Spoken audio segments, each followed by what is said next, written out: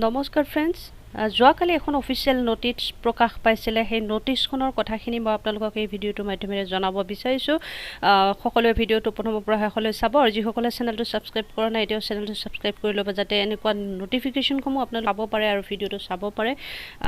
লগতে বন্ধুসকল মোৰ ফেচবুক পেজ আৰু ইনষ্টাগ্ৰামৰ লিংকসমূহ ডেছক্ৰিপশ্যন বক্সত দি দিম আপোনালোকে তাত গৈ ফ'ল' কৰি আপোনালোকৰ সমস্যাসমূহ মোৰ লগত আলোচনা কৰিব পাৰে মই নিশ্চয় আপোনালোকক সহায় কৰিবলৈ চেষ্টা কৰিম তেনেহ'লে আহিছোঁ ভিডিঅ'টোৰ মূল কথাখিনিলৈ আপোনালোকে অফিচিয়েল এই নটিফিকেশ্যনখন নিশ্চয় দেখা পাইছে 28 তাৰিখত প্ৰকাশ পাইছিলে অৰ্থাৎ যোৱাকালি প্ৰকাশ পাইছে এই নটিফিকেশ্যনখন আৰু এই নটিফিকেশ্যনখনৰ মূল কথাখিনি হৈছে আপোনালোকে ইতিমধ্যে গম পায় যে DEE প্ৰথমখন মেধা তালিকা প্ৰকাশ পাইছিল আৰু সেই তালিকাখনত বহু সংখ্যকৰে উইথেল অহা দেখা গৈছিল আৰু উইথেল কেণ্ডিডেটসকলক ভেৰিফিকেশ্যন দিয়া হৈছিলে ফিজিকেল ভেৰিফিকেশ্যন যি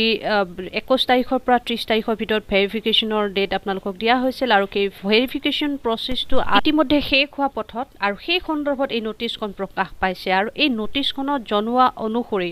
কৰ্মশ্ৰী হিতেশ্বৰ শইকীয়া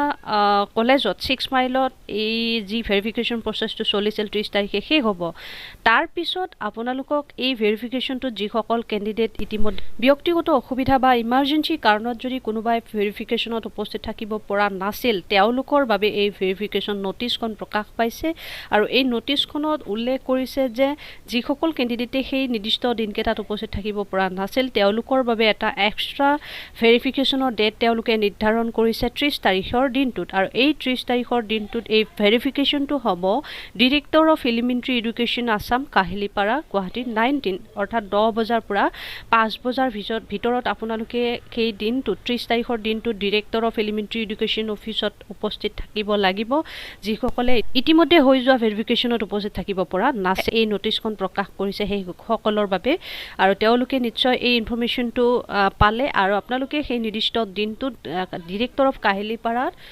অফিচত গৈ আপোনালোকে ফিজিকেল ভেৰিফিকেশ্যনটো কৰাব লাগিব কিন্তু সেই দিনটোক বাদ দি আপোনালোকে আৰু বেলেগ দিনত কোনো ধৰণৰ ওজৰ আপত্তি দেখুৱাব নোৱাৰিব এই কথাখিনি নটিছখনত স্পষ্ট উল্লেখ কৰিছে আপোনালোকে 30 তাৰিখৰ পিছত আৰু এই সুবিধাখন নাপাব